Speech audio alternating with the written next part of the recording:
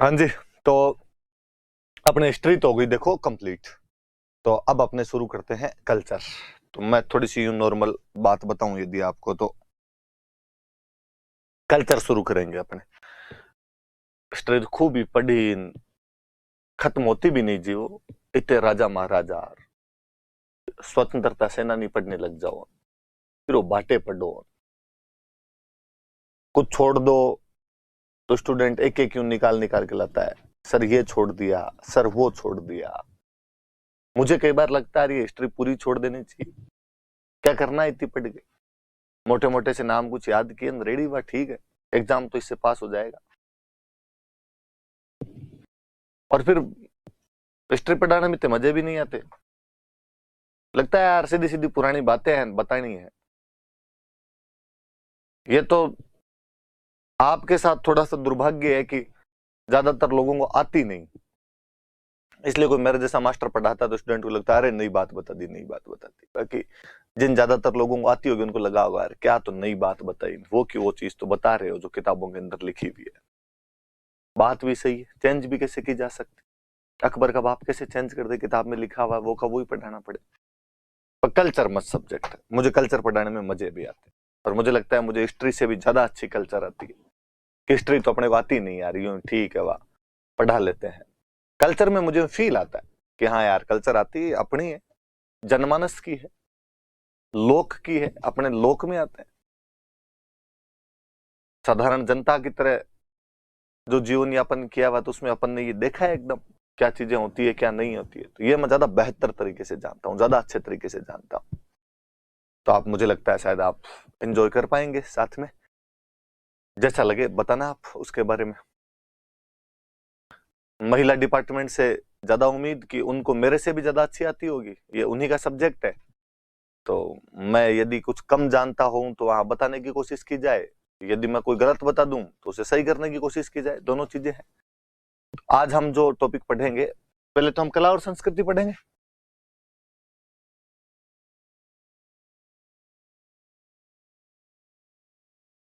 Art and culture शुरू करेंगे। और आर्ट एंड कल्चर में भी हम जो सबसे पहले आज टॉपिक शुरू करेंगे, वो टॉपिक शुरू करेंगे अपने त्योहार एवं मेले, फेस्टिवल्स एंड फेयर्स। त्योहार और मेले शुरू करेंगे कि हम फेस्टिवल पढ़ेंगे और मेले फेयर कौन कौन से लगते हैं उनके बारे में पढ़ें। ये इसलिए भी पढ़ना ज्यादा जरूरी कि आगे कोई टॉपिक पढ़ेंगे उनके अंदर ये चीज आएगी।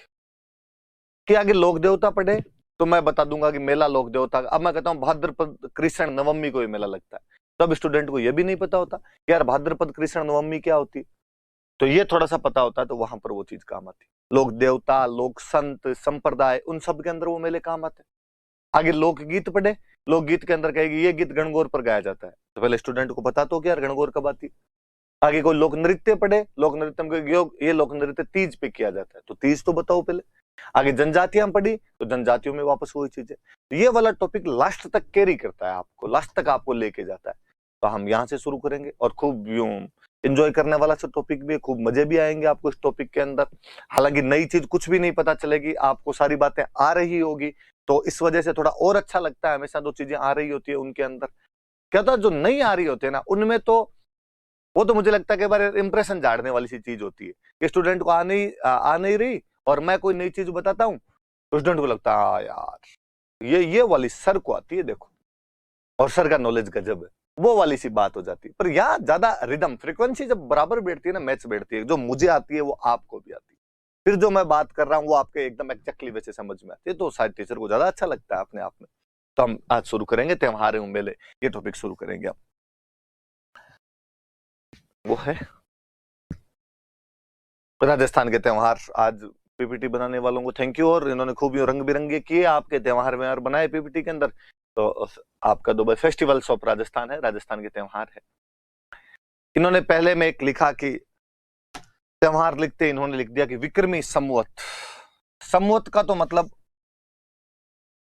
सन, ईयर। कौन सा ईयर? तो विक्रमी ईयर। मुझे जहां तक थोड़ा बहुत याद आता है, मैंने हिस्ट्री के साथ में थोड़ी चीजें बताई थी कि अपना जो विक्रमी कैलेंडर होता है ये अपने ईस्वी वाले कैलेंडर से 57 साल आगे होता है। कितने साल आगे चलता रहता है? 57 साल। कि ईस्वी वाला जब भी शुरू हुआ होगा उसे 57 साल पहले अपने विक्रमी वाला कैलेंडर शुरू हो गया था। इसका नाम विक्रमी क्यों? तो हम कहते हैं किसी विक्रमादित्य नाम के राजा ने इसको शुरू किया था। हिस्ट्री अभी तक एग्जैक्टली उस पॉइंट पर नहीं पहुंच पाई है कि वो विक्रमादित्य था कौन सा, क्योंकि अपने कई विक्रमादित्य हुए थे, पर यह श्योर है कि विक्रमादित्य नाम के किसी राजा ने एक कैलेंडर शुरू किया जो विक्रमी कैलेंडर कहलाता है। इन्होंने नीचे लिखा कि चंद्रमा आधारित था। हाँ, ये लूनर बेस्ड कैलेंडर है, चंद्रमा आधारित कैलेंडर है, चंद्रमा की गतियों पर आधारित है। कि जहां हम जो ईस्वी कैलेंडर है, ईसाइयों वाला जो कैलेंडर है, ये अपने सूर्य पर आधारित हम कहते हैं कि भाई 365 दिन का होता है ये, तो हम वो कहते हैं भाई पृथ्वी सूर्य का चक्कर किस प्रकार से काटती है उस पर आधारित है ये अपने चंद्रमा जो है पृथ्वी का चक्कर किस प्रकार से काटता है उस पर आधारित ये कैलेंडर बनाया हुआ विक्रमी कैलेंडर। तो एक अंतर आया कि वो जो ईसाइयों वाला कैलेंडर होता है वो सूर्य आधारित कैलेंडर होता है, और जो अपने वाला कैलेंडर होता है ये चंद्रमा आधारित कैलेंडर होता है। या मैं ज्यादा अच्छे से बोलूं तो मैं कहूं कि अपने वाला कैलेंडर मतलब जो जनवरी फरवरी वाला कैलेंडर है वो तो सूर्य आधारित है, मम्मी का कैलेंडर जो कि चैत बैसाख वाला होता है वो चंद्रमा आधारित होता है।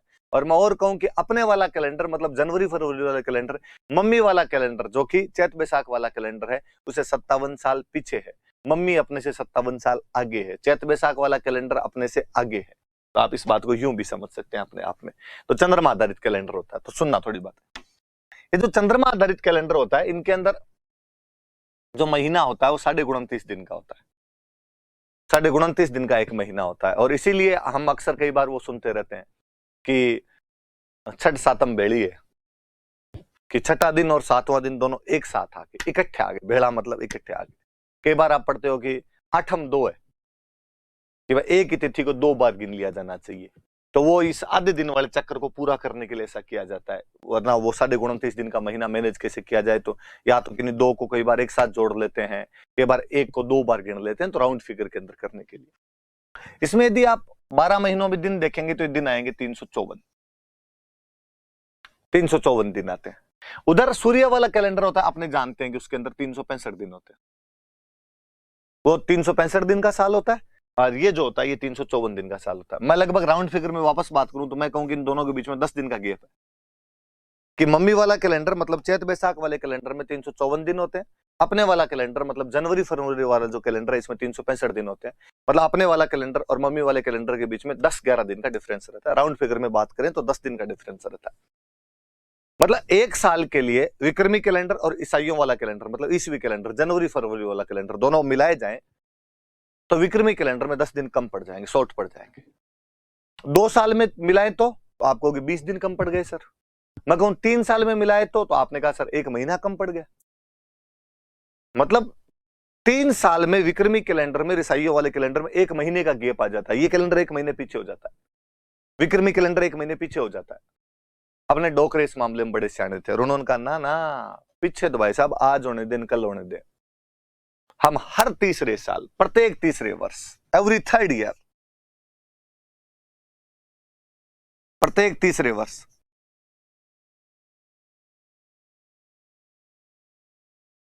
एक महीना अतिरिक्त जोड़ देंगे, 1 एडिशनल मंथ। और ये जो अतिरिक्त महीना जोड़ा जाता है इसको अपने बोलते हैं अधिक मास।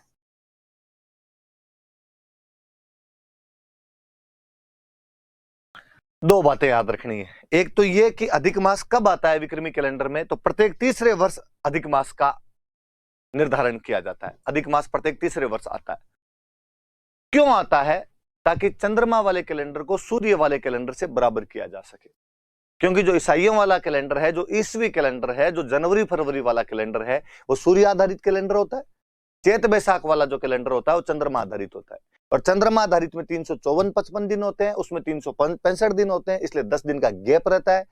3 साल में जाके गैप 1 महीने का हो जाता है। इस गैप को कंप्लीट करने के लिए, इस गैप को खत्म करने के लिए प्रत्येक तीसरे वर्ष विक्रमी कैलेंडर में एक अतिरिक्त महीना जोड़ दिया जाता है जिसको कि अधिक मास कहा जाता है। एक तो ये याद रहे कि अधिक मास क्यों किया जाता है, कि सूर्य आधारित कैलेंडर से बराबर करने के लिए। कब किया जाता है? तो प्रत्येक तीसरे वर्ष किया जाता है। अब कोई कहे सर नहीं करें तो क्या हो जाए, नहीं करते 1 महीना बराबर नहीं करते तो नहीं करते थे, क्या होता देखो मैं बताता हूं। अक्सर दीपावली जो है वो अक्टूबर के शुरू में आती है, आप 10-12 अक्टूबर तक दिवाली देख लेते हैं, या मैं कहूं कि 20 अक्टूबर से पहले पहले दिवाली आ जाती है। पर कई बार जो दिवाली है वो पीछे की तरफ खिसकती है, वो नवंबर की तरफ चली जाती है, और दिवाली आती है 8 नवंबर, 9 नवंबर, 10 नवंबर, 15-20 दिन का गैप आता है, नवंबर की तरफ खिसकती है दिवाली।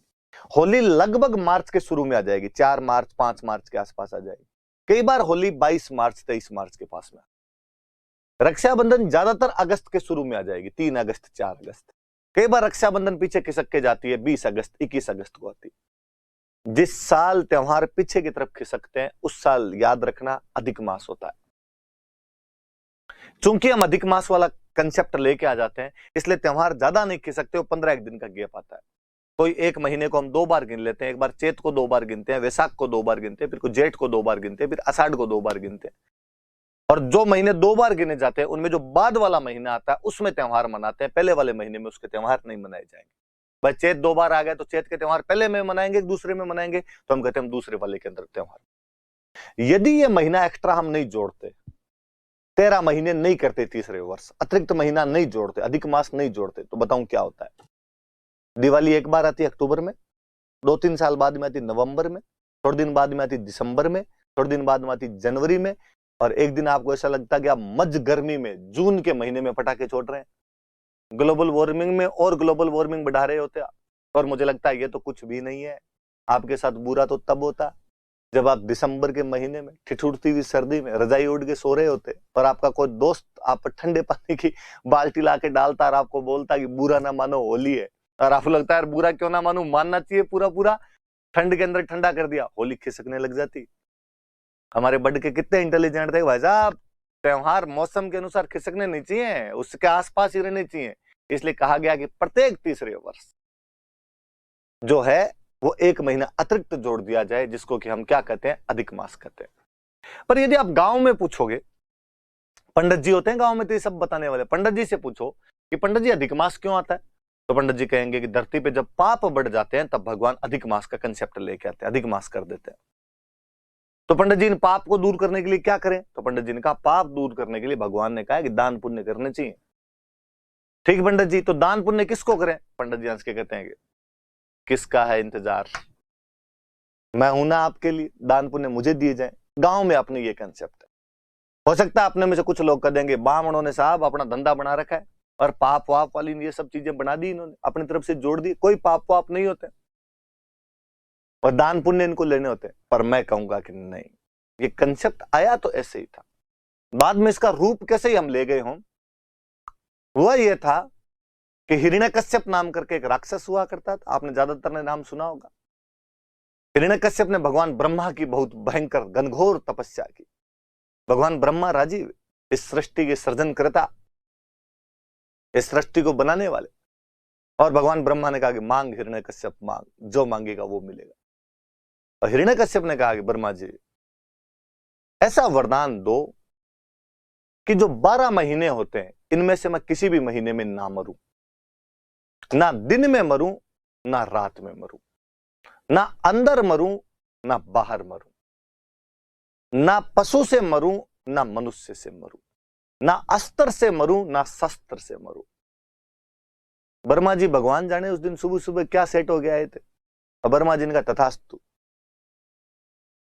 अब जिस आदमी को यह वरदान मिल जाए कि 12 महीने में किसी महीने में ना मरे, ना घर के अंदर मरे ना घर के बाहर मरे, ना अस्त्र से मरे ना शस्त्र से मरे, ना रात को मरे ना दिन में मरे, ना पशु से मरे ना मनुष्य से मरे, मतलब मर ही नहीं सकता वो तो आदमी। और जब आदमी को ये पता चल जाए कि उसकी मौत आनी ही नहीं है तो व्यक्ति निरंकुश होता है। मैं आप दुनिया सब इसलिए डरती है कि मौत का डर लगता है सबको। गांव में कहे कि भाई गोगा जी के मंदिर राजस्थान में सबसे ज्यादा है, गोगा जी को लोग क्यों धोखते हैं, भाई डरता गोगो जी धोखे है। सांप का डर लगता है तो गोगो जी धोख लिए, वरना आपने गोगो जी को कौन धोखेगे, वो बात है। मौत का डर लगता है इसलिए सब पाप पुण्य की उदाहरणाएं सब पर लागू होती है। अपने को भी पता चल जाए कि अपना मौत कुछ भी नहीं बिगाड़ सकती। मैं कहूं नंगा नाच करें अपने, नंगा समझे नहीं किसी को कुछ भी। छोटे मोटे नौकरी लग जाता ना आदमी तो पुलिस वालों को और कुछ नहीं समझता है, लाल बत्ती भी रुकता नहीं है। तो किसी को ये पता चल जाए कि मर ही नहीं सकते तो आदमी भगवान जाने क्या क्या कांड कर जाए। हिरण्यकश्यप ने कांड करने शुरू किया। हिरण्यकश्यप ने कहा आज के बाद मेरे आसपास में यदि किसी ने भगवान का नाम ले लिया ना टांगे तोड़ दूंगा मैं। किस बात का भगवान है, क्या कर लेगा तुम्हारा भगवान। होनी को कौन रोक सकता है, होनी को कौन डाल सकता है। उस हिरण्यकश्यप के घर में जो हिरण्यकश्यप कहा करता था कि भगवान का नाम नहीं लिया जाएगा, हराम है भगवान का नाम लेना, मैं किसी को लेने नहीं दूंगा, उसके घर में बच्चा जन्मा प्रहलाद, भगवान विष्णु का सबसे बड़ा भक्त प्रहलाद। सुबह शाम केवल भगवान विष्णु की रट लगा, इसके अलावा कुछ नहीं। हिरण्यकश्यप को लगा यार मेरे ही घर में आना था क्या तू, क्या सारा दिन विष्णु विष्णु करता रहता है, क्या कर लेगा तुम्हारा विष्णु। और प्रहलाद मुस्कुरा के डैडी ऐसे मत करो प्लीज, गलत कर रहे हो जो भी कर रहे हो। हिरण्यकश्यप कहते मुझे डर नहीं लगता है। मैं उन कहानियों में नहीं जाना चाहूंगा जो आपने भी बचपन से सुनी होगी कि प्रहलाद को कई प्रकार के कष्ट पहुंचाने चाहे हिरण्यकश्यप ने, लेकिन प्रहलाद के कुछ भी नहीं बिगड़ा। कभी उसे गर्म खंबे से लिपटवा दिया गया, कभी उसे होलिका आग में लेकर बैठ गई। चमत्कार को नमस्कार है, प्रहलाद हर बार बच जाया करता। एक दिन उस प्रहलाद की चित्कार भगवान विष्णु वैकुंठ लोक में शेषनाग की सैया पर बैठे हुए मां लक्ष्मी के पास में सुनी उन्होंने आवाज। उन्होंने कहा अरे भक्त कौन चिल्ला रहा है, कौन तंग कर रहा है इसको। तब प्रहलाद है, हिरण्यकश्यप तंग करता है इसका पिता। क्यों तंग करता है, उसे मेरा डर नहीं लगता जो मेरे भक्तों को तंग करता है। साहब दिक्कत तो यही है, उसे आपका तो मरे ही डर नहीं लगे, कुछ भी डर नहीं लगता। क्यों, तो उसे ब्रह्मा जी ने आशीर्वाद दिया है कि 12 महीने में किसी महीने में नहीं मरेगा, ना रात में मरेगा, ना दिन में मरेगा, ना घर के बाहर मरेगा, ना अंदर मरेगा, ना अस्त्र से मरेगा, ना शस्त्र से मरेगा, ना मनुष्य से मरेगा, ना नर से मरेगा। भगवान विष्णु मुस्कुराए और भगवान विष्णु ने कहा कि इस संसार में जो कुछ है वो मैं हूं, मेरे से बाहर कुछ भी नहीं है। इस बार महीने 13 होंगे, अधिक मास किया जाएगा। और कहते हैं कि हिरण्यकश्यप को मारने के लिए भगवान विष्णु ने ये 13 महीनों का जंजाल रचा। 1 महीना अतिरिक्त बढ़ाया गया। भगवान विष्णु ने अपना नरसिंह अवतार धारण किया। वो आधे नर और आधे सिंह थे। उसने यही कहा था ना मनुष्य से मरू ना पशु से मरू। इस बार लो आधा आधा दोनों, ना रात में मरू ना दिन में मरू। गोधूली वेला जब दिन जा रहा होता है, निशा आ रही होती है, ना घर के अंदर मरूं ना बाहर मरूं, गेट के बीचों बीच, देहरी पे, ड्योढ़ी पे, ना अस्त्र से मरूं ना शस्त्र से मरूं। अस्त्र वो जो हाथ में रखकर चलाए जाए, शस्त्र वो जो फेंक कर चलाए जाए। भगवान विष्णु ने कहा मैं नाखूनों से चीर दूंगा। नाखूनों को ना अस्त्र में गिना जाए ना शस्त्र में गिना जाए। उस बैकुंठ के उस नाथ ने हिरण्यकश्यप नामक उस राक्षस को अधिक मास का कंसेप्ट रचते हुए नरसिंह अवतार धारण करके घर की देहरी के बीचों बीच गोधूली बेला के समय अपने नाखूनों से चीर कर रख दिया था और भक्त प्रहलाद को उसके अत्याचारों से मुक्ति दिलाई। तो वाकई उस साल पाप बढ़ गए थे, इसलिए भगवान विष्णु को अधिक मास का कंसेप्ट रचना पड़ा। तो हिरण्यकश्यप की वजह से पाप बढ़ गए थे, इसलिए अधिक मास लेके आए थे। तो लाए तो अधिक मास उसी वजह से थे। फिर धीरे धीरे परंपराएं बन जाती। और हम कहते हैं कि नहीं साहब इस महीने में पाप बढ़ जाते हैं, इसलिए हमें दान पुण्य करने चाहिए। अक्सर अपनी मम्मियां इन महीनों के अंदर कुछ ना कुछ दान पुण्य करती हुई मिल जाएगी। जिसकी जैसी श्रद्धा उस हिसाब से दान पुण्य किए जाए। तो याद रहे अपने भी कि विक्रमी कैलेंडर को ईस्वी कैलेंडर के बराबर करने के लिए, वास्तव में तो ईस्वी नहीं, मैं यूं कहूं चंद्रमा वाले कैलेंडर को सूर्य वाले कैलेंडर से बराबर करने के लिए प्रत्येक तीसरे वर्ष एक अतिरिक्त महीना जोड़ दिया जाता है, जिसको कि अधिक मास कहते हैं। अपने इतनी याद रखने वाली बात है। बाकी वाली चीज मैंने सुना दी, कहानी सुना दी, आपके भी याद रहनी चाहिए। आगे बढ़ते हैं अपने, मैं इससे आगे की थोड़ी सी बात बताता हूं। अच्छा चलो, मैं इसमें आगे महीनों के नाम होंगे, मैं फिर उससे आगे बताता हूं। ये विक्रमी संवत के महीने, संवत मतलब ईयर, वापस ये मंथ है भाई। इंग्लिश वालों ने इंग्लिश नहीं लिखी थोड़ी सी, फिर कोई इंग्लिश वाला कहेगा कि हमने कौन सी मोरनी की बातें मारे हैं। मैं लिख दूं कि मंथ्स ऑफ विक्रमी ईयर, कि विक्रमी जो कैलेंडर होता है उसमें कौन कौन से महीने होते हैं। ज्यादातर के नाम आपको याद होंगे।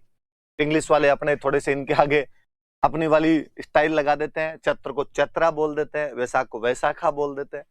और तब मुझे और लगता है कि यार ये कल्चर तो मैं हिंदी में भी नहीं पढ़ा सकता। मैं इसको चैत्र, वैशाख, ज्येष्ठ, आषाढ़, श्रावण, भाद्रपद, आश्विन आपके कार्तिक मार्गशीर्ष पौष माघ फाल्गुन बोलता हूं तो भी मेरी आत्मा चित्कार चित्कार के कहती है कि राजवीर तू ऐसे कैसे कर सकता है, तू अपनी कल्चर को किसी विदेशी भाषा में कैसे पढ़ा सकता है।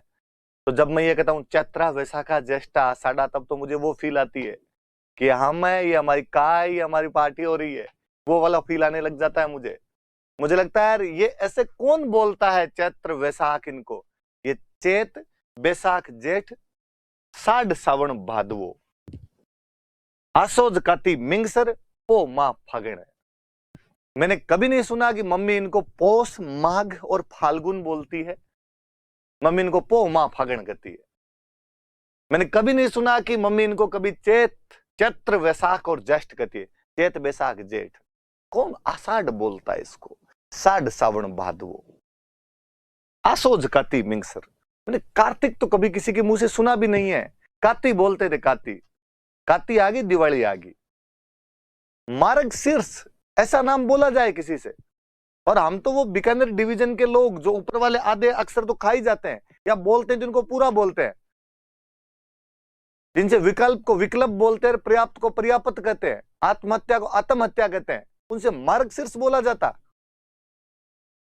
मिंगसर है, मिंगसर पो मां फागण है, तो ये कोई चीजें तो थी नहीं। तो आप भी, मैं चाहूंगा कि इन नामों को वैसे ही याद करें, चैत बैसाख जेठ साढ़ सावन भादवो आसोज काती मिंगसर पो मां फागण। अक्सर कई बार जब मैं क्लास के अंदर पढ़ा रहा होता हूं, बच्चों की शक्लें सामने दिखती है यार, इंग्लिश मीडियम वाले बच्चे, शहर के बच्चे मुझे जब दिखते हैं तो मुझे लगता है यार अन्याय है राजवीर इनके साथ। तुझे लगता है तू एकदम ठेठ देसी गांव से आया हुआ है, तुझे लगता है चैत बैसाख जेठ से याद हो जाते हैं, ये बच्चे कैसे याद करेंगे इनको? इन्होंने नाम पहली बार सुना इस चैत्र का, इनको कैसे आएगी ये कल्चर समझ में? पर मुझे सबसे अच्छा फील ही क्लास में तब आता है जब मैं देखता हूं कि उनमें से अधिकांश बच्चे दूसरे दिन हिंदी मीडियम वालों से, ग्रामीण समुदाय वालों से भी ज्यादा अच्छे से याद करके आते हैं। उनको जब सुनाते हैं उस दिन मुझे मेरा टीचर होना सफल सा लगता है कई बार।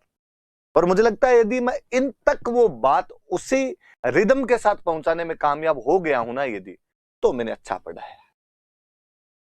यदि त्योहार और मेले भी मैंने इन बच्चों को याद करवा दिए ना, इसका मतलब मैं सही पढ़ा रहा, फिर कहीं कोई गड़बड़ नहीं रह रही है अपने में। तो आप भी, मुझे लगता है कि शायद इंग्लिश मीडियम वाले जो भी होंगे तो इस चीज को थोड़ा सा फील करेंगे कि आप इसी प्रकार से पढ़ने की कोशिश करेंगे, तभी ये हो पाएगा अपने आप में। तो ये महीनों के नाम है, मैं वापस बताता हूं। वापस देखिए, पहला महीना कौन सा है? पहला महीना चैत्र है। किसी भी महीने में दो पक्ष आते हैं।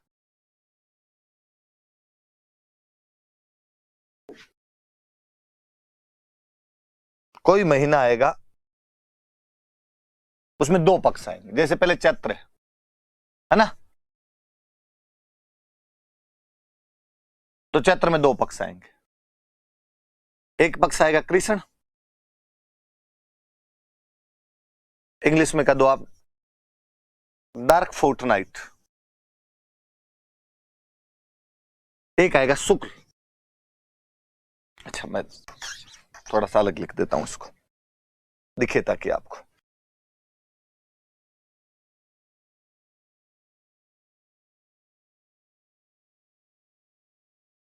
आप व्हाइट फोर्टनाइट लिखो, ब्राइट फोर्टनाइट लिखो,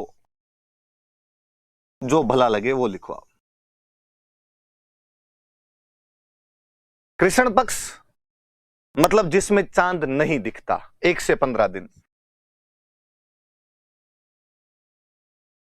शुक्ल पक्ष मतलब जिसमें चांद दिखता है, 1 से 15 दिन। इसमें चांद नहीं दिखता है, उसमें चांद दिखता है।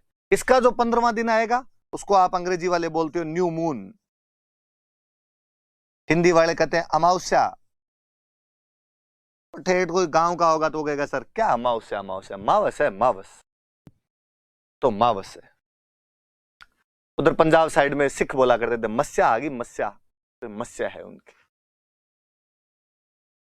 ये 15वां दिन आएगा, चांद पूरा दिखेगा। अंग्रेजी वाले कहेंगे सर फुल मून है ये तो एकदम। हिंदी वाले कहेंगे सर पूर्णिमा है। ठेठ गांव वाला फिर कहेगा सर पुण्य है, पुण्य पूनम है।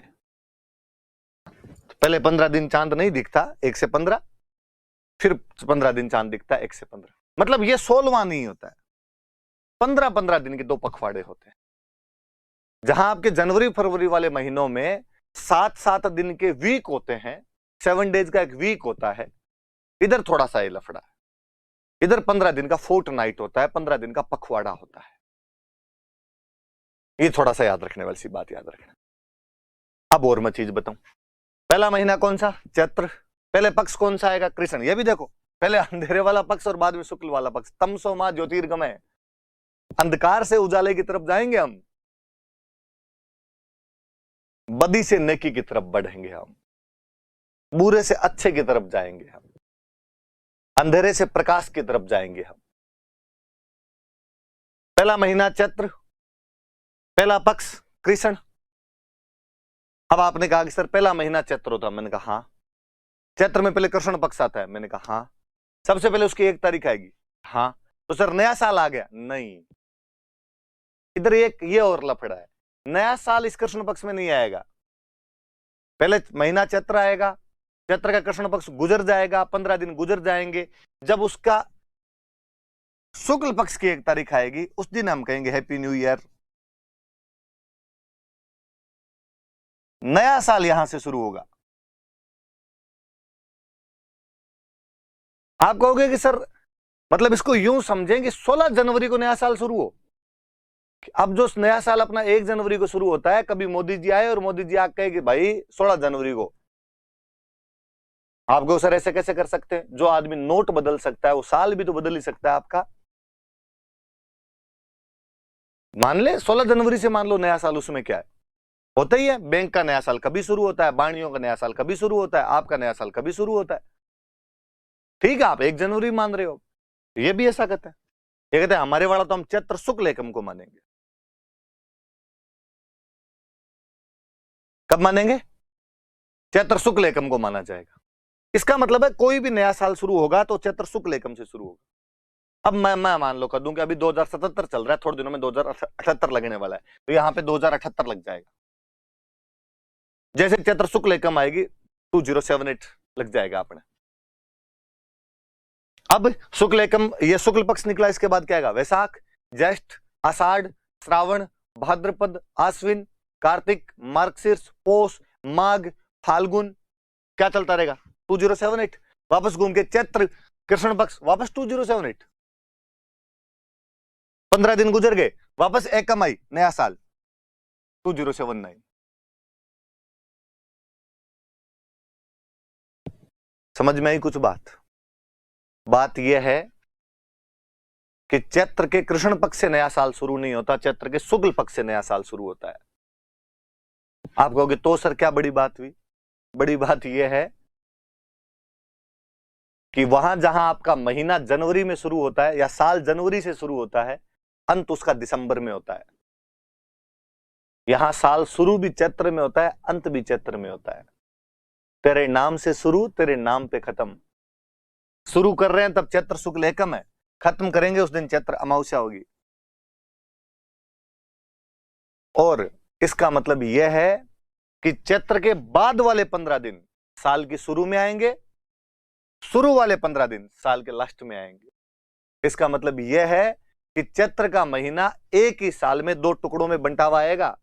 उसके पहले 15 दिन साल के सबसे एंड में आएंगे, उसके बाद के 15 दिन साल के सबसे शुरू में आएंगे।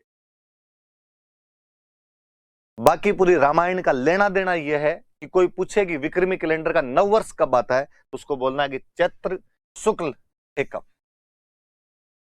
कि चैत्र शुक्ल एकम को नववर्ष आता है। अंग्रेजी वाले चैत्र शुक्ल एकम लिखेंगे तो मुझे लगता है ज्यादा अच्छा रहेगा, पर यदि आपको अंग्रेजी का ही प्रयोग करना है तो लिखना first bright day of Chaitra. First है ब्राइट फोर्टनाइट है चैत्र का, first bright day of Chaitra है। और एक बात पर और जाता हूं मैं। आपने कहा सर अब समझ में आ गई हमारी बात कि पहला महीना चैत्र होता है, पहला पक्ष कृष्ण होता है, पर कृष्ण पक्ष की 1 तारीख को नया साल नहीं आता है, नया साल शुक्ल पक्ष की 1 तारीख को आता है। समझ गए सर? हम पूरी बात समझ गए। मैं कहूंगा कि हम पढ़ेंगे त्योहार।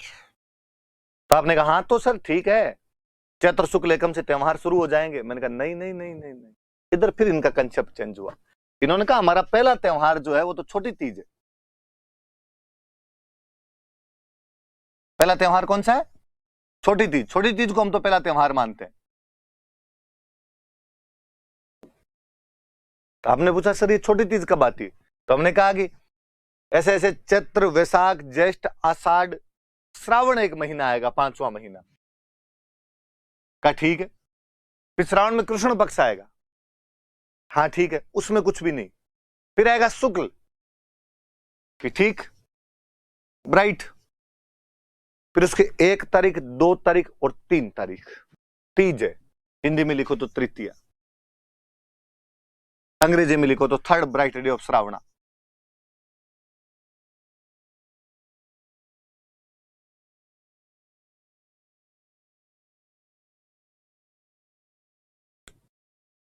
अच्छा, तो पहला त्योहार चैत्र में नहीं मानेंगे, पहला त्योहार तो श्रावण से शुरू करेंगे। कि त्योहारों की शुरुआत तो श्रावण से करनी है, और वो भी छोटी तीज से करनी है।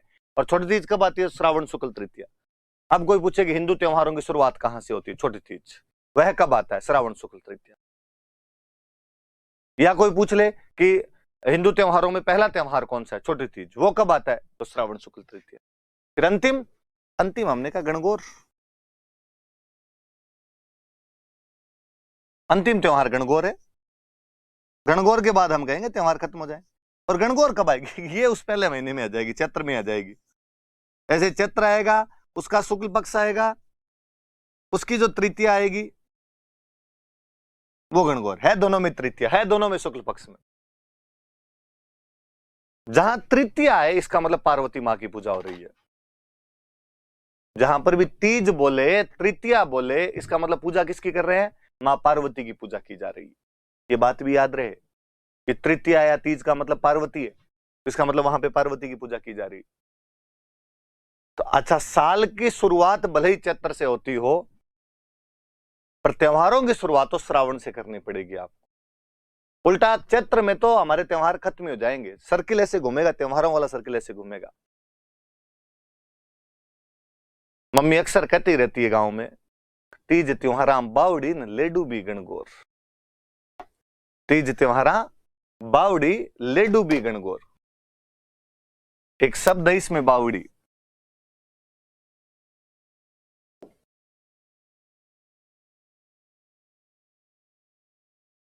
किसी इंग्लिश मीडियम वाले बच्चे को या शहर वाले बच्चे को लगता होगा कि हाँ सर बावड़ी आपने बताया था हिस्ट्री पढ़ाते टाइम भी, वो जो स्टेप वेल होता है, वो जो पानी का कुआं होता है जिसमें उतरने के लिए सीढ़ियां होती है, उसी को तो बावड़ी कहते हैं। मैं कहूंगा ना मुन्ना ना, यहाँ अलग है थोड़ा सा। एक शेखावटी भाषा का शब्द है जिसका मतलब होता है वापस आना। गांव में अक्सर कोई आदमी दूर जा रहा होता है, वापस बुलाना होता है, कहता बावड़ जा, मतलब वापस आ जा। यहाँ बावड़ी है, बोलने में थोड़ा चेंज है, वो बावड़ी है, यहाँ बावड़ी है। तीज त्योहारा बावड़ी, तीज त्योहारों को वापस लेके आती है। ले डूबी गणगौर, गणगौर उनको लेके डूब जाती है। लाइन कहती है कि तीज से त्योहारों की शुरुआत होती है तथा गणगौर पर जाकर त्योहार समाप्त हो जाते हैं। मुझे याद आता है कि 2010 में मेंस था और क्वेश्चन पूछ लिया आरपीसी ने कि तीज त्योहारा बावड़ी ले डूबी गणगौर, इस पंक्ति का अर्थ स्पष्ट कीजिए। ठेठ हमारे जैसे को देसी खांटी थे जिनको और कुछ आता ही नहीं था, ये तीज त्योहारा बावड़ी सुने थे बचपन से, वो लिख के आ गए कि हिंदू त्योहारों की शुरुआत छोटी तीज अर्थात श्रावण शुक्ल तृतीया से होती है तथा उनका अंत गणगौर अर्थात चैत्र शुक्ल तृतीया पर होता है। Hindu festivals are started from Chhoti Teej और एंड उनका जाके एंड विद गणगौर, कि गणगौर पर जाकर खत्म हो जाते हैं। तो देसी लोग थे वो तो लिख के आ गए, शहर वाले बच्चों के, हमारे साथ वालों कई होंगे दिक्कत, कई तो अजीबोगरीब आंसर लिख के आ गए। मेंस में खाली लाइनें पड़ी होती, कुछ ना कुछ लिखना होता है वहां पर आपको, फिर किसी ने लिख दिया तीज नामक लड़की की दोस्त गणगौर थी, दोनों एक दिन बावड़ी पर गई। बावड़ी पानी का एक कुआं होता है जिसमें नीचे उतरने के लिए सीढ़ियां होती है। गणगौर तीज को लेकर डूब गई, दोनों सहेलियां डूबकर उसमें मर जाती है। किसी राजस्थानी कहानी की ये पंक्तियां हमें याद दिलाती है कि छोटी बच्चियों को अकेले बावड़ी पर नहीं भेजना चाहिए। आप ऐसे मत करना। आप इस पंक्तियों का अर्थ जानना कि तीज त्योहार बावड़ी ले डूबी गणगौर का मतलब है कि तीज के साथ त्योहार शुरू होते हैं, तीज त्योहारों को वापस लेकर आते। तीज कौन सी? छोटी तीज। छोटी तीज कब आती है? श्रावण में। श्रावण में कब आती है? तो शुक्ल पक्ष की तृतीया को। ले डूबी गणगौर, गणगौर उनको लेकर डूब जाती है। गणगौर के साथ में त्योहार खत्म हो जाते हैं। कभी और ध्यान रखना, तीज गणगौर ये सब पार्वती माता होती है, पार्वती माता की सवारी निकालते हैं, सवारियों का तालाब में विसर्जन करके आते हैं बाद में। गणगौर के साथ में त्योहार डूब जाते हैं, तीज के साथ में त्योहार वापस शुरू होते हैं। सिंपल सा इस लाइन का अर्थ ये था। अब हम त्योहार पढ़ते हैं। अब आपने कहा कि सर अब समझ में आ गया कि त्योहारों की शुरुआत श्रावण से करनी। एग्जैक्टली इसीलिए हमने पहले महीने का नाम लिखा है श्रावण। आपने कहा सर छोटी तीज से करनी है और वो शुक्ल पक्ष में आता है। हाँ, इसीलिए हमने कृष्ण पक्ष को खाली छोड़ रखा है कि बाद में देख लेंगे कृष्ण पक्ष में क्या आता है क्या नहीं आता है। एक बार तो त्योहारों की शुरुआत की जाए, और त्योहारों की शुरुआत कहां से की जाए? तो छोटी तीज से की जाए। इंग्लिश में भी एग्जैक्टली छोटी तीज लिखना है इसको, कोई स्मॉल थर्ड डे टाइप का कर मत लेना कुछ कि आपको लगे यार ये लिख देते हैं। नहीं, छोटी तीज ही लिखा जाना चाहिए। तो तृतीया को छोटी तीज। अपने काम की बात कि छोटी तीज सबसे अच्छी कहीं पर यदि मनाई जाती है तो जयपुर। आपसे कोई पूछेगा कि छोटी तीज कहां की फेमस है,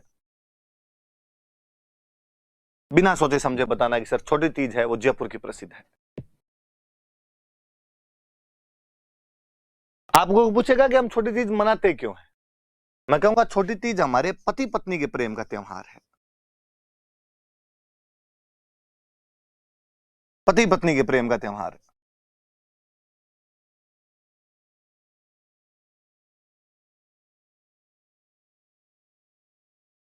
festival to celebrate couples love. आप में से कईयों को लगेगा कि सर ऐसे कैसे बात कर रहे हो, पति पत्नी के प्रेम का त्योहार हमें पता है करवा चौथ होता है, छोटी तीज नहीं होता सर। और कुछ होगा, आपके याद नहीं रहा होगा। आपको नहीं लगता बताने में थोड़ी गलती कर रहे हो आप? मैं कहूंगा कि नहीं, मैं एकदम सही हूं। राजस्थान में पति पत्नी के प्रेम का त्योहार छोटी तीज ही होता है। तो सर करवा चौथ, तो मैं वापस कहूंगा करवा चौथ पंजाबियों का त्योहार है। सिंघानिया, मल्होत्रा, खन्ना, कपूर, जौहर का त्योहार है। क्योंकि पंजाबियों का बॉलीवुड पर कब्जा रहा, मूवी बनाने वाले सारे कपूर, खन्ना, मल्होत्रा, सिंघानिया, जौहर, चोपड़ा रहे, इसलिए उन्होंने अपनी फिल्मों में और सीरियल को करवा चौथ को बढ़ा बढ़ा के बताया। इसलिए करवा चौथ पूरे भारत में पॉपुलर हो गई। और आजकल सबको लगता है कि पति पत्नी के प्रेम का त्योहार करवा चौथ है। वरना लो बात आई तो मैं और बताऊं। चौथ किसी भी एक साल में 24 आती है। कितनी चौथ आएगी? 24 चौथ आएगी। 12 चौथ कृष्ण पक्ष में, 12 चौथ शुक्ल पक्ष में, 12 अंधेर पक्ष अंधेरे वाले में, 12 चानन पक्ष चंद्रमा वाले में। शुक्ल पक्ष में 12 की 12 चौथ के लिए कहा जाता है इनका चांद नहीं देखा जाना चाहिए।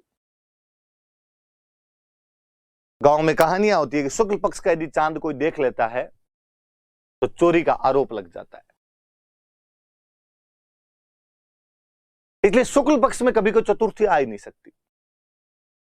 आपसे कभी कोई क्वेश्चन पूछ ले कि तिल चतुर्थी कब आती है, आपको नहीं पता कब आती है, पर नीचे ऑप्शन देख लेना, यदि किसी में शुक्ल लिखा हुआ है तो काट देना, बिना सोचे समझे काट देना कि चतुर्थी कभी शुक्ल में आ ही नहीं सकती। एकमात्र अपवाद हम पढ़ेंगे गणेश चौथ, जो शुक्ल पक्ष में आएगी। इसके अलावा कोई भी चतुर्थी कभी भी शुक्ल पक्ष में आएगी ही नहीं।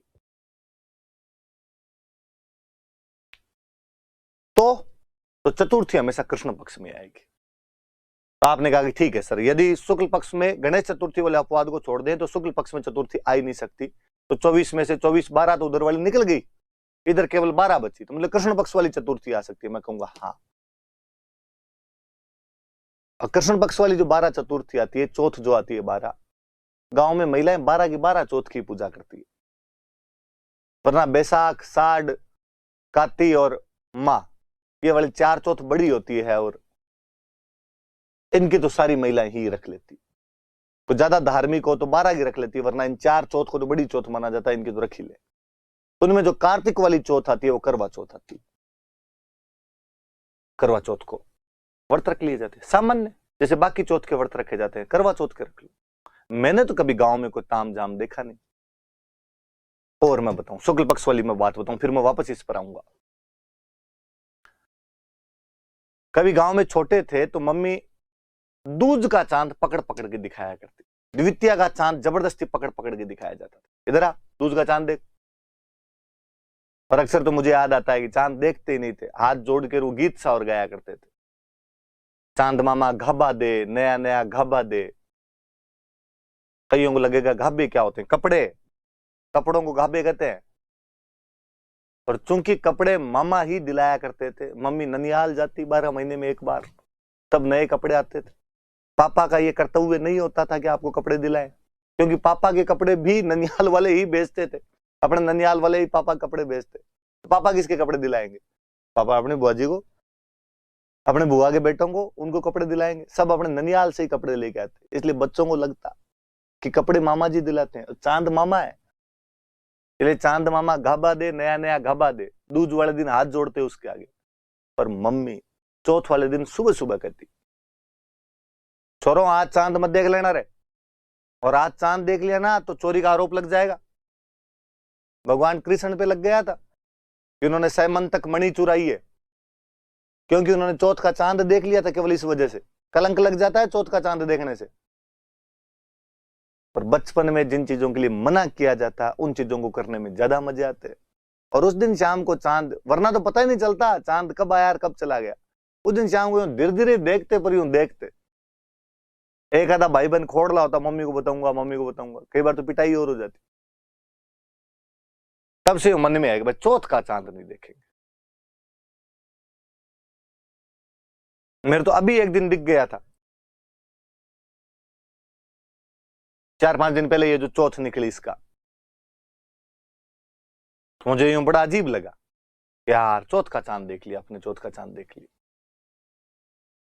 भले कितने साइंटिफिक होने की कोशिश करें, हमें पता है कि अंधविश्वास ये देखने से क्या ही हो जाएगा ऐसे, पर मन में अभी तक भी वो बचपन जिंदा रहता है कि नहीं यार चौथ का तो नहीं देखते हैं ना, बचपन में मना करते थे ना, चौथ का क्यों दिख गया।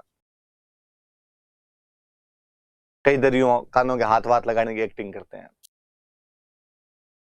तो चौथ के चांद शुक्ल पक्ष में तो देखे नहीं जाते, इसलिए चतुर्थी आएगी तो कृष्ण में आएगी। कृष्ण में 12 में से 12 चौथ की पूजा की जाती है, 12 में नहीं तो 4 की तो बड़ी वाली की पक्की कर लेते हैं। उन 4 में से एक कार्तिक वाली करवा चौथ आती है, तो नॉर्मल महिलाएं वैसे ही पूजा कर लिया करती थी। अपने लिए करवा चौथ कभी बड़ा इतना त्योहार रहा ही नहीं। और कभी आप उस करवा चौथ की तो जो कल्चर है उसको पकड़ने की कोशिश करो और देखो कि क्या ऐसा राजस्थान में संभव था कि करवा चौथ जो नॉर्मली अब हम देख रहे हैं, जो स्वरूप देख रहे हैं, वो ये कहता है कि पत्नी सज संवर के, एकदम सज धज के छत पे जाएगी और वहां छलनी में से अपने पति को देखेगी। चांद वो है उसको देखेगी। इमेजिन कीजिए, आज से 2 पीढ़ी पहले क्या अपनी मम्मी वाली पीढ़ी, दादी वाली पीढ़ी ऐसा कर सकती थी? क्या कोई महिला सज धज के छत पे खड़ी हो सकती थी? गांव वाले बात बना ले पूरे, अब फलान जी की बीरनी छत पे खड़ी थी और उसमें पति को देख ले। आप कभी सोच के देखिए कि मम्मी या दादी वाली पीढ़ी क्या ऐसे अपने पति को, पापा को या दादाजी को बोल सकती थी कि प्लीज शाम को घर जल्दी आ जाना, मैं छलनी में से देखूंगी। जूता 10 नंबर का आता है पैर में। उल्टी लुगाइयां अपने तो कहती थी कि बोमिया तू बाहर ही रहना, मत आना। डाकियों से लगता था डर पहले, तो कोई पति को बुलाने वाली ये फीलिंग तो हुआ ही नहीं करती थी। अपने चौथ चांद देखा, शाम को रोटी खा ली, दिन में कहानी सुन लिया करते थे। एक कोई बाबू कहानी आती थी, बाबू कहानी सुना दिया करती थी। तो भाई साहब अपने करवा चौथ नहीं होती थी, पति पत्नी के प्रेम का त्योहार था। अपने जो पति पत्नी के प्रेम का त्योहार था वो तीज था, तीज आया करती थी। और कभी पुरानी राजस्थानी कहानियां सुनो आप, कहानियों में आएगा कि बंदे की शादी हुई और शादी होने के बाद बंदे को लगा यार 1 से 2 हो गए, कमाना चाहिए। इतने दिन तक तो निकमे बैठे थे, बापू ढाबे पे खाना खा रहे थे। राजस्थान में आर्थिक संसाधनों की कमी, कमाने के लिए बाहर जाना पड़ेगा। बंदा बाहर जाता और बाहर जाने लगता तो पत्नी कहता कमाने के लिए बाहर जा रहा हूं, और पत्नी कहती कि मैं तो अभी आई हूं, अभी आप बाहर चले जाओगे ना, आपके बिना मेरा मन कैसे लगेगा। पति समझाता कि देख कमाने तो पड़ेंगे, यहां बैठे रहने से तो कैसे पार पड़ेगी, पर मैं तुम्हें वचन देता हूं कि मैं साल भर के अंदर वापस तुम्हारे पास आ जाऊंगा। पत्नी वापस हाथ में हाथ रख के कसमें खिलाती। नया जोड़ा तो कर ही सकता है ऐसा थोड़ा कुछ कि और पता नहीं, पर तीज वाले दिन वापस आ जाना। बात पे गौर कीजिए आप। पत्नी पति को कह रही है कि तीज वाले दिन वापस आ जाना। तमाम राजस्थानी कहानियां ये चीज बताती है। फिर कहानियों का फिर वो रोमांच की पति कमाने के लिए 7 समंदर पार गया। अपने लगता है 7 समंदर पार कहां जाते हो? कहीं नहीं जाते जी, मालवा जाते थे, मध्य प्रदेश वाला। बीच में 7 नदियां आती थी, अपने वालों की तो नदियां भी नहीं देखी होती थी, पश्चिमी राजस्थान वालों की। तो इतना पानी देखे अपने को लगता है समंदर ही पड़ा है, तो 7 समंदर पार गए थे। कहानियों का रोमांच वो कि सावन का महीना आते ही और पति ने जिस सेठ के, जिस राजा की नौकरी करता था उसको कहा तीज वाले दिन छुट्टी देना, मुझे घर जाना है। सेठ या राजा बहुत खड़ूस था और उसने छुट्टी नहीं दी। दूज वाले दिन तो पति ने कहा छुट्टी दो तो ठीक, वरना मैं यूं ही जाऊंगा, क्योंकि मैं पत्नी को वचन दे के आया था कि मैं तीज वाले दिन शाम को तेरे से मिल लूंगा आके। और पत्नी ने कहा था कि यदि तीज वाले दिन शाम तक नहीं आए तो मैं अग्नि में बैठ जाऊंगी, चिता के अंदर बैठ जाऊंगी, सत कर लूंगी, मैं लुगाई मर जाएगी मेरे पीछे। छुट्टी दो तो ठीक, नहीं दो तो ठीक, मैं जा रहा हूं।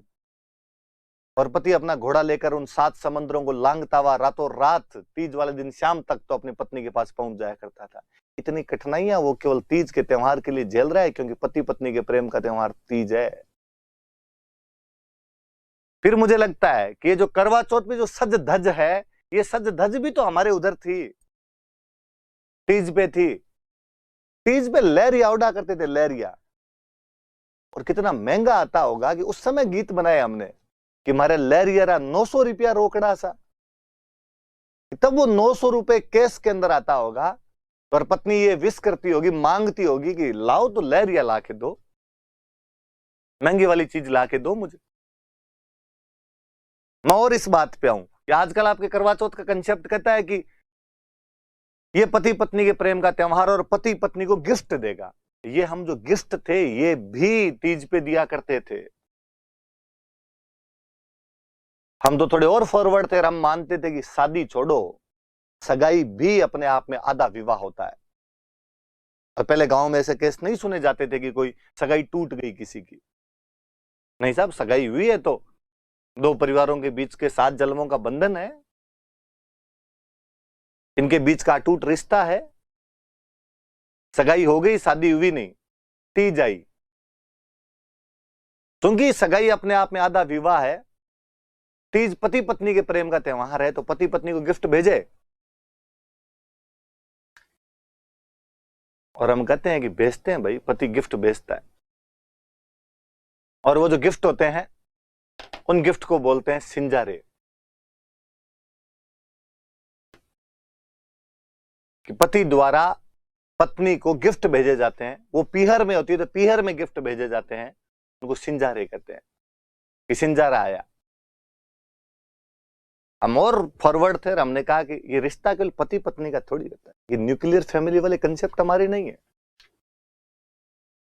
उस पत्नी का रिश्ता एक बंदे से नहीं है, केवल उसके पूरे परिवार से, सास ससुर ननद देवर, इसलिए सबकी तरफ से गिफ्ट जाएंगे। इसलिए हम कहते हैं ससुराल पक्ष से नवविवाहिता को ये गिफ्ट भेजे जाते हैं, ससुराल पक्ष से उस लड़की को गिफ्ट भेजे जाते हैं जो सिंजारे होते हैं। वो कुंवारी है, अभी तक शादी नहीं हुई है, तो भी उसको पीहर में बैठे बैठे उसके ससुराल वालों ने गिफ्ट भेजे कि नहीं, तो हमारी बहन नहीं है।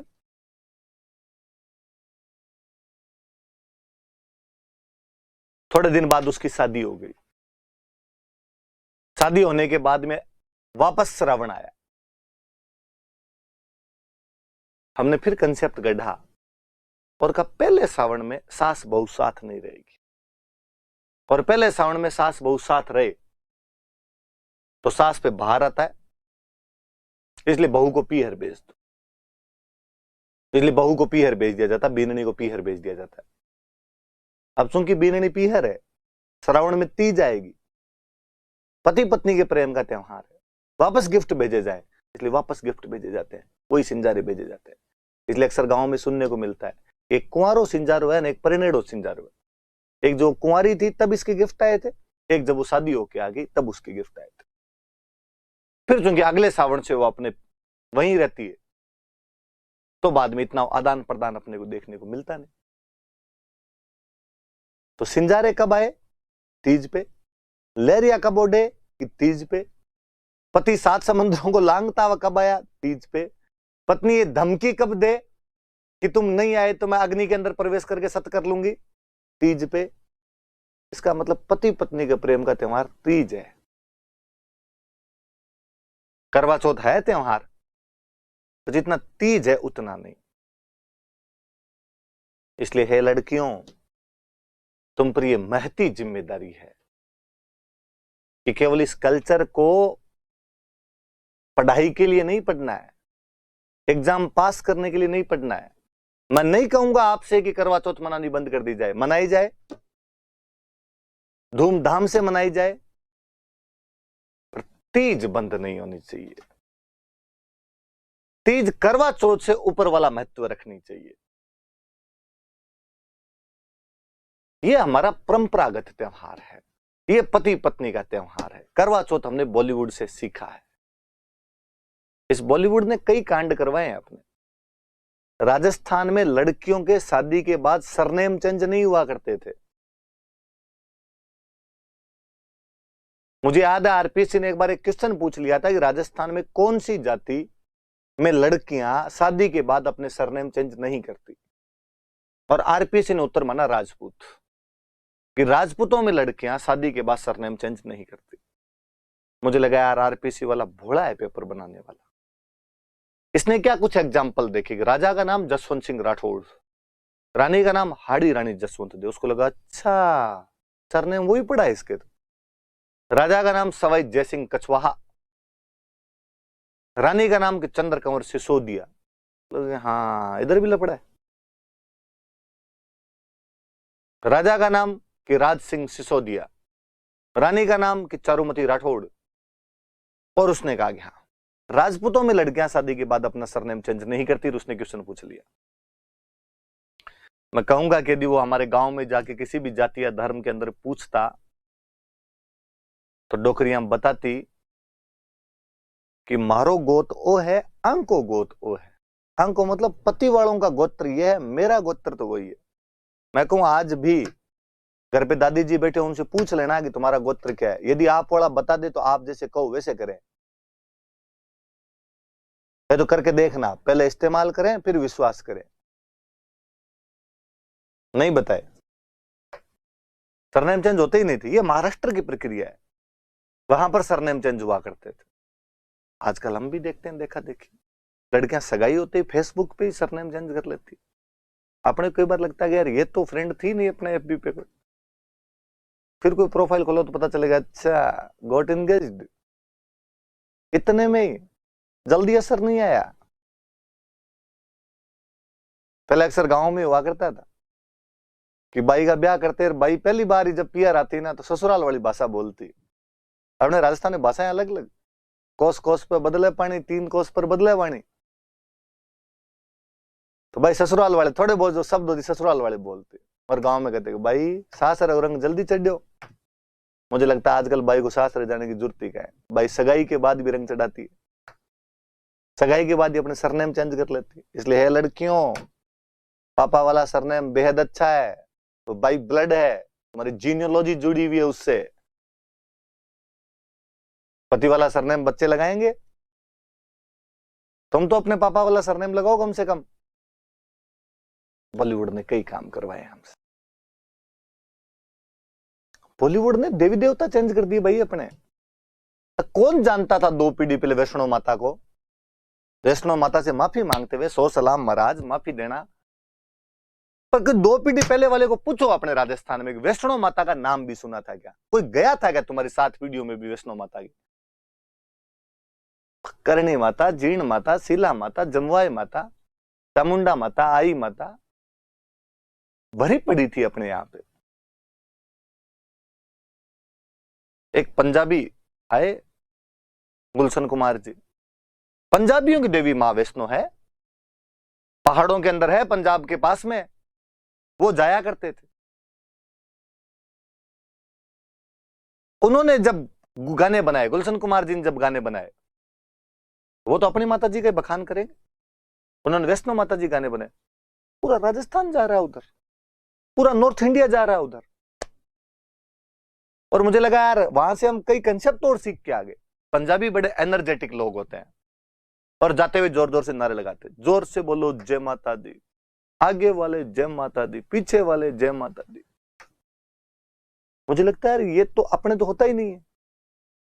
अपने तो मंदिर जाते हैं तब कहते चुप, बोलेगा नहीं अगर कोई, बड़े हैं सामने देवी देवता, उनके सामने चरचर चरचर करते रहते हो, एकदम चुप रहो, मोबाइल साइलेंट करके जाते हैं। मुझे कई बार बड़ा अजीब लगता है कि मैं वैष्णो करणी माता मंदिर में गया हुआ होता हूँ और वहां पे कोई लड़कों का ग्रुप आता है, यहाँ चुपचाप माँ की भक्ति कर रहे होते हैं, माँ को याद कर रहे होते हैं, और कोई जोर से आगे बोलता है, जोर से बोलो सच्चे दरबार की, करणी माता की। मुझे कई बार उन बच्चों को समझाने का जी करता है कि बच्चों नहीं, अपने वाली जो मम्मी है, अपने वाली जो माता है, ये शोरगुल पसंद नहीं करती है, नाराज हो जाएगी। फिर कई बार लगता है कि यार बच्चे कह देंगे कि नहीं सर, नहीं भैया, माता कभी कुमाता नहीं हो सकती, मम्मी अपने बच्चों पे कभी नाराज नहीं हो सकती, शोरगुल करेंगे तो भी वो नाराज नहीं होगी। तो मुझे वापस उनको कहने का जी करता है कि जिस भाषा में तू जय बोल रहा है, ये भाषा माता को नहीं आती। ये जय माता दी, ये दी वाला जो वर्ड है ना, ये पंजाबी है। अपने वाली जय माता जी, जय माता की, जय माता री है। तू जोर से बोलो जय माता जी, जय माता की, जय माता री बोले तो समझ आएगा। पंजाबी नहीं आती करणी माता को, जीवन भर देश नौ की रही थी, बीकानेर में रही थी, डोगरी के पल्ले नहीं पड़ेगी ये वाली भाषा। प्लीज मत बोल। बॉलीवुड क्या क्या नहीं करवाए हमसे।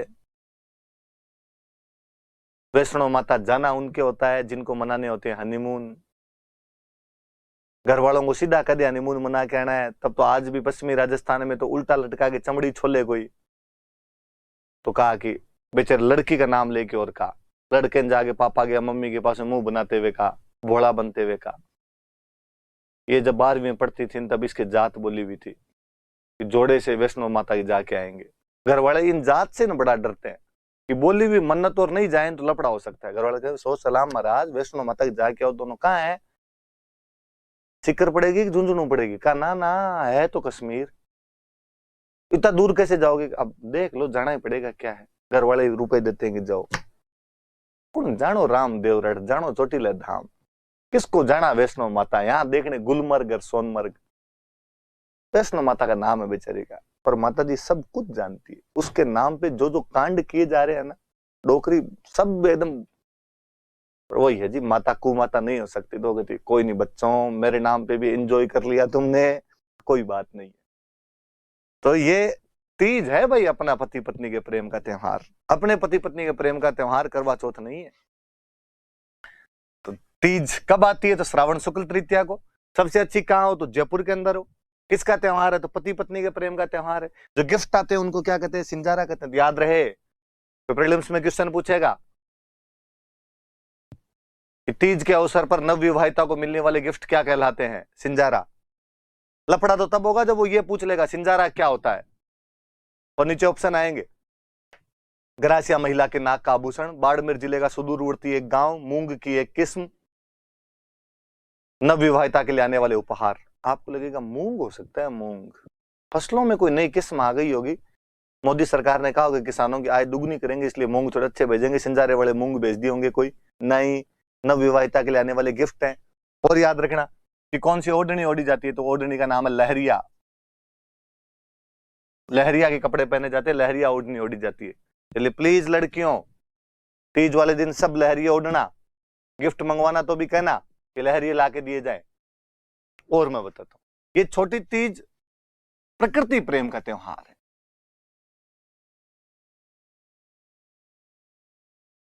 नेचर के साथ हमारा जुड़ाव, हमारी आत्मीयता, हमारा कनेक्शन दिखाता है, क्योंकि हमारे नेचर फलती फूलती भी तो श्रावण में ही थी, और नेचर फूलते फलती फूलती कब थी हमारे, इसलिए हमने श्रावण में झूले डाले, हमने श्रावण के झूलों के गीत गाए, बना रे बगम झूला गाला। मुझे और लगता है कि अपने वाले कितने इंटेलिजेंट थे। पश्चिमी राजस्थान वालों के बाग दूर दूर तक ही नहीं थे, खेजड़ी पे झूले डाले थे, पर गीत में गाया हमने कि बना रे बगम झूला गाला। मुझे लगता है कोई केरला वाले कोई गाना सुनाया जाए, उसको जब इसका अर्थ बताया, उसको लगेगा ओ नो, राजस्थान में इतने बाग है कि वहां पे झूले भी डाले जाते हैं। तो कौन समझाए कि हमारे वाले इंटेलिजेंट थे, लोगों को बावड़े बनाने के तरीके निकाल लिए थे हमने। और जयपुर की तीज सबसे अच्छी, माँ पार्वती, माँ तीज सवारी निकल रही है। कभी राजमहलों से सवारी निकला करती थी और उस समय सैनिक उसके साथ में जाया करते थे। रंग बिरंगी वेशभूषा के अंदर महिलाएं और पुरुष उस तीज माता की सवारी के साथ जाते, सैनिक साथ में होते, हथियारों के साथ में होते। माँ पार्वती जब खुद बाहर जा रहे हैं, 16 श्रृंगार किए हुए तमाम गहनों से सुसज्जित होकर जा रहे हैं, उनके साथ सैनिक नहीं जाएंगे तो कौन जाएंगे। आज भी पुलिस तो अब भी जाती है, भले आप ये कह दो कि वो अब कानून व्यवस्था को कंट्रोल करने के लिए जाती है, पर दृश्य तो एकदम वैसा होता है आज तीज। और जयपुर की तीज तो क्या गीतों में गाई गई है। आज ही वो मेरे एक दोस्त हमेशा हंसते रहते हैं कि गांव की महिला के दो ही सपने होते हैं, एक तो उसे जयपुर की तीज देखनी होती है, एक उसे गाड़ी में अगली सीट पर बैठना होता है। ऐसे गांव के अंदर महिला को बराबर वाली सीट पे नहीं बिठाते, वो पीछे बैठ, महिला चाहती है कि धकली सीट पे बिठा ले, आगे वाली सीट पे बिठा ले, तो यूं जमारो सुधरे। या कोई जयपुर की तीज दिखा दे, हमने गीतों में गाए, कोई जयपुरी की तीज दिखा दे हमारा रसिया, तो जयपुर की तीज याद रखिए। फिर शुक्ल पक्ष में एक त्योहार हो रहा है, पूर्णिमा को, रक्षाबंधन, आप ज्यादातर जानते हो, पर हम गांव में आप कभी सुनना, हम इसको रक्षाबंधन नहीं बोलते, राखड़ी पूनम, रख पुन्यू। और मुझे लगता है जब हम रख पुन्यू या राखड़ी पूनम बोलते हैं तो और कुछ नहीं, पर ये पूनम और पुन्यू बोल के ये तो बताते हैं कि आती तो पूर्णिमा को है, पर जब हमारे उसी त्योहार को हम किसी विदेशी भाषा में हिंदी के अंदर पढ़ते हैं तब हम उसे रक्षाबंधन बोलते हैं। और ये शब्द कम से कम पूर्णिमा तो नहीं बता रहा है, और कुछ ही बताता हो आपके, वो फील नहीं देता जो रख पुन्यू में, राखड़ी पूनम में आता है। फिर हम कहते हैं कि इस रक्षाबंधन को नारियल पूर्णिमा भी कहा जाता है, इस दिन नारियल की पूजा की जानी चाहिए। मैं इंग्लिश वाले भाई बहनों को फिर कहना चाहूंगा कि इसको नारियल पूर्णिमा ही लिखें, कोई कोकोनट फुल मून ना कर दें इसको।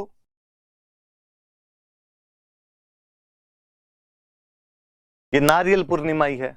कभी घरों में देखा हो तो जब विधि विधान से रक्षाबंधन मनाते हैं तो बाकायदा हाथ में नारियल दे के फिर बहनें राखी बांधती है, ये नारियल पूर्णिमा है। हम इस दिन श्रवण कुमार की पूजा करते हैं।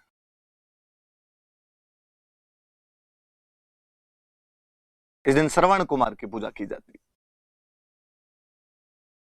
आप में से ज्यादातर लोगों ने श्रवण कुमार की कहानी सुनी होगी कि एक आज्ञाकारी पुत्र जो अपने अंधे माता पिता को तीर्थ यात्रा कराने के लिए लकड़ी की एक कावड़ बनाकर उनको घुमाता हुआ फिरता है। यह उन दिनों की बात है जब अयोध्या के अंदर महाराज दशरथ राज कर रहे थे। महाराज दशरथ की एक खासियत थी कि वो शब्द भेदी बाण चलाया करते थे।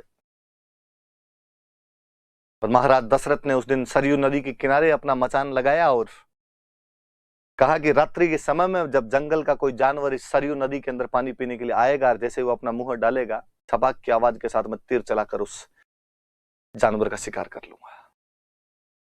दुर्भाग्य, विडंबना कि उस दिन जंगली जानवर की जगह वह आज्ञाकारी पुत्र श्रवण कुमार अपने अंधे माता पिता के लेकर वहीं आसपास कहीं ठहरा हुआ था। और अंधे माता पिता को जब रात्रि को प्यास लगी तो अपना बर्तन लेकर उस सरयू नदी से पानी लेने के लिए आया।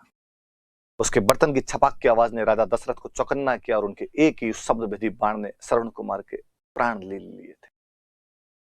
तीर लगते श्रवण कुमार की चिल्लाहट सुनकर महाराज दशरथ भागे और उनको लगा कि मनुष्य मर गया। जब तक वो आते तब तक उस युवक के प्राण लगभग निकलने वाले थे। युवक ने केवल इतना कहा कि महाराज दशरथ, अंधे माता पिता मेरे पानी के लिए मेरा वेट कर रहे होंगे, प्लीज पानी उनको पिला देना। महाराज दशरथ उन अंधे माता पिता के पास गए। कई देर तक तो उनके मुंह से बोलती ना फूट पाई, ना कह पाई कि मैंने तुम्हारे पुत्र को मार दिया है।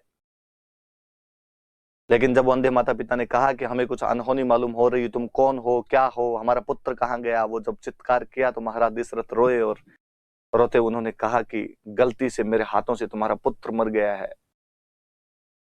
अब मैं तुम्हारे लिए पानी लेकर आया हूँ, पश्चाताप करना चाहता हूँ, प्रायश्चित करना चाहता हूँ, जो सजा देना चाहते हो वो दीजिए। अंधे माता पिता ने कहा कि महाराज दशरथ को अंधा माता पिता क्या ही सजा दे सकता है तुम्हें, प्रकृति सब सजाएं सब लोगों के लिए तय रखती है, लेकिन आज हम हमारे पुत्र के वियोग में तड़फ तड़फ के मर जाएंगे और हमारी हाय तुम्हें लगेगी, एक दिन तुम उसी प्रकार अपने पुत्र के वियोग में तड़फ तड़फ के मर जाओगे। कहानी आगे कहती है कि काफी दिनों बाद जब महारानी कैकेयी के वरदानों के कारण महाराज दशरथ को अपने पुत्र राम को वनवास देना पड़ा, तो महाराज दशरथ पुत्र राम के वियोग में उसी प्रकार तड़प तड़प के मरे थे जिस प्रकार कभी श्रवण कुमार के माता पिता उसकी याद में तड़प तड़प कर मरे थे। वो दिन रक्षाबंधन का दिन था, वो श्रावण की पूर्णिमा का दिन था, इसलिए आज भी हम उस आज्ञाकारी पुत्र श्रवण कुमार की इस दिन पूजा करते हैं। या शुरुआती क्लास थी, अपनी इंट्रोडक्शन था, ये 2 त्योहार बताए मैंने, त्योहार कब शुरू होते हैं ये बताए गए। आप पढ़ना, कल वाली क्लास से हम और ढंग से शुरू करेंगे कौन कौन से त्योहार है, थोड़ी सी बातों को समझने की कोशिश करना। जिन लोगों का कल्चर से ज्यादा कोई वास्ता नहीं है वो थोड़ा ज्यादा इंटरेस्ट लेना, जिनका वास्ता है वो मुझे लगेगा कि उनको आता ही है वो थोड़ा कम इंटरेस्ट ले लेना। बेसिकली जो पूर्वी राजस्थान के भाई बंधु है वो थोड़ा ज्यादा ध्यान रखना, क्योंकि अक्सर मैं कहता हूं कि हमारे पश्चिमी राजस्थान में कल्चर होती है और पूर्वी राजस्थान में एग्रीकल्चर होती है, इसलिए तुम्हारे लोगों का इधर कल्चर से काम नहीं पड़ा, हमारे खाने के दाने थे नहीं तो हमने व्रत ही रखे और कुछ किया भी नहीं था हमने। Thank you.